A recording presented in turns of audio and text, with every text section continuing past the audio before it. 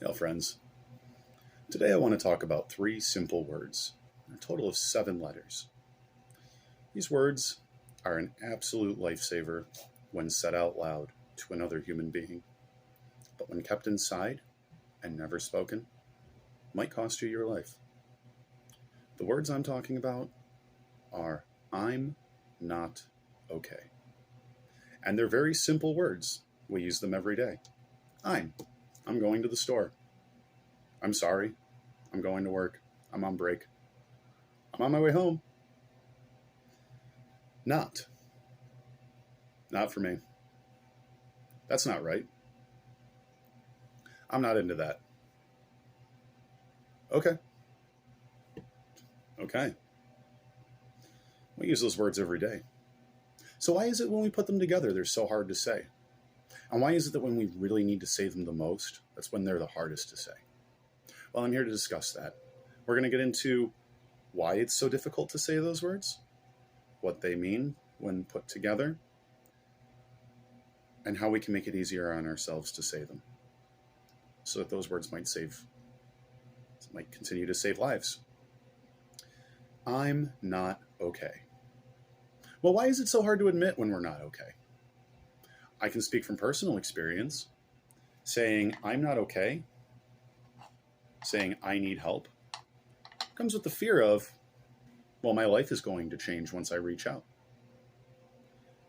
Depending on the circumstance, and I'll give a few examples. You may be worried about being put in a hospital for a psychological I'm not okay, or even for a physical I'm not okay. You might be worried about legal consequences. You might be worried about social consequences. But let's talk about the word consequences. Are those really consequences? If they save your life, are they consequences? Back in 2015, I was arrested for the one and only time in my life that I've ever been arrested. And I'll tell you something, it wasn't a consequence, it saved my life. Getting arrested that day was the best thing that ever happened to me. It opened my eyes to a whole world of how not okay I truly was. So let's talk about consequences first. And I'll give you an example of an I'm not okay situation. And this is the most common one that people don't make the admission and say, I'm not okay to, for fear of those consequences.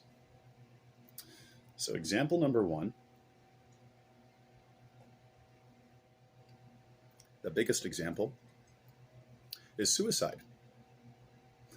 How many people who have committed suicide might have made it through their lives and gotten the appropriate help they needed if they had been able to say to another human being the words, I'm not okay, and it's not just on them, it's on the rest of the world around. Once you've said, I'm not okay, that message to be taken in and the offer of help to be reciprocated in return.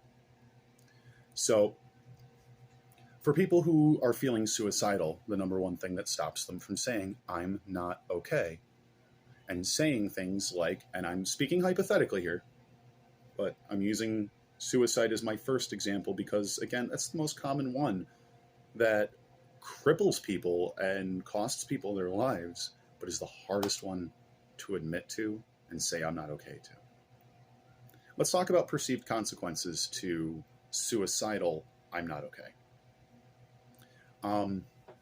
People fear that admitting that they have an intention or an impulse to harm themselves, or just in a very dark place, are afraid of their lives being turned upside down, being hospitalized, potential police intervention, all kinds of things. And yeah, it's not entirely an accurate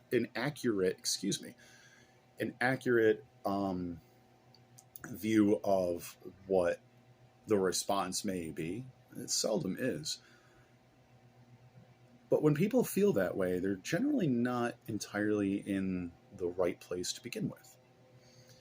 So when somebody is feeling suicidal and says, I'm not okay, I feel like I've lost control and I'm going to ending my life is the only way out of this. The fear of admitting that is that now life has to be uprooted and changed, whether it be legally, mentally, physically, whatever the case may be. We as human beings generally fear change greatly because change comes with unknown, and there is nothing a human fears more than the unknown. Um, Now, perceived consequences, and I say it that way because now, if you were to call the police and say, I don't know what to do, I'm at risk of harming myself, and they show up, they're not going to arrest you. You haven't attempted suicide. You haven't broken any laws. You've done the right thing. They recognize that. Yes, will they absolutely go out of their way to make sure you get to a mental health facility or somewhere where you're surrounded by people and get help? Sure. Will your life get uprooted? Probably, but for the better. It's not a consequence. It is help. Sometimes change is necessary. Sometimes that unknown, that unfamiliar, is just a sense of belonging and feeling okay. And we've never felt that before. So we're terrified. We're terrified of what life will be like after we've made that admission. We're also terrified of some of the social ramifications. How is my family going to feel about this? If you're a parent, how are my children going to take this? A lot of parents bottle things up and don't admit that they're okay because they're afraid of the adverse effects that may have on their children. What you are teaching your children is that life is hard, but help is available. And it's not easy. And you might not feel like your child needs to know that you're in that dark place. And that's perfectly fine if you're trying to protect them from. Now, I'm one of those parents who believes in open dialogue with my children to an extent. You know, we've spoken about things like addiction. We've spoken about things like depression, anxiety. We've spoken about a number of mental and physical health things that I feel like are important for them to know about because they affect everybody at some point in their life. But to an extent, I'm not going to fill my kid's head with anything graphic or anything that's unnecessary for their age. I don't want my 9-year-old to have that discussion with me about suicide, and now that's something that's on her mind that wasn't there before. So I get that. My middle schooler, however, she and I have some very frank, but still toned down to her age appropriately, conversations about our feelings, about depression, about anxiety, because she's reached a point in her life where she's begun her adolescence, and puberty sucks. And it's a struggle. And it's a struggle for everyone. So it's important to know that there's help out there. You don't necessarily need to know the nitty-gritty, deep, dark details. The emphasis is on if you feel stuck or in a dark place, let someone know. Say the words, I'm not okay. Your life may change, and that is scary. But if your life changes because you admitted you're not okay, I promise you, those are not consequences. It is people actively trying to help you to preserve your life because you are worth helping. It is worth knowing whether or not you are okay, because even if you feel alone in this world, and I seriously know what feeling alone in this world feels like, and it is dark, and it is scary, and it is troubling, and it can lead to so much worse if it's not addressed. Admitting that you're not okay, you have a problem, you need help, may change your life, but I promise you, your life changing is what you need to survive if you're not okay. It's not a consequence. When somebody is, this is going to be my second example because this is the next most common one that I've seen. When somebody's in recovery, whether it be addiction recovery or they're recovering from a traumatic experience or like leaving an abusive relationship, for example, and the person relapses on their drug or goes back to the abuser or is severely familiar with the traumatic situation that they were just in and place themselves back in that traumatic situation, not necessarily intentionally, but it's like being on a hamster wheel, and knowing when and where to step off gets harder and harder the more steps you take and the faster that wheel goes.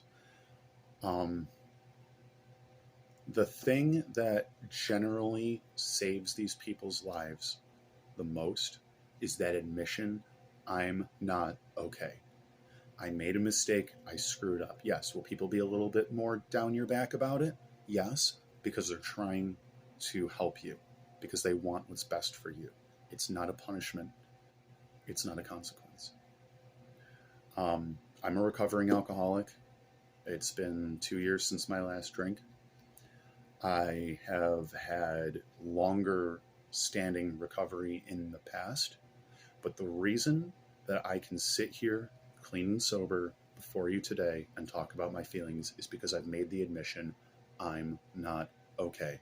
I made a mistake. I'm in a bad place. I feel stuck. I don't know how to get out of it on my own.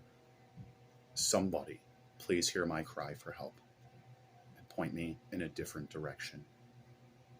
That's it. Now, um, in my experience, admitting I'm not okay has changed my life. Not once has it ever changed my life for the worse. It has always changed my life for the better. It's been a lot of hard work. It's been a long fight.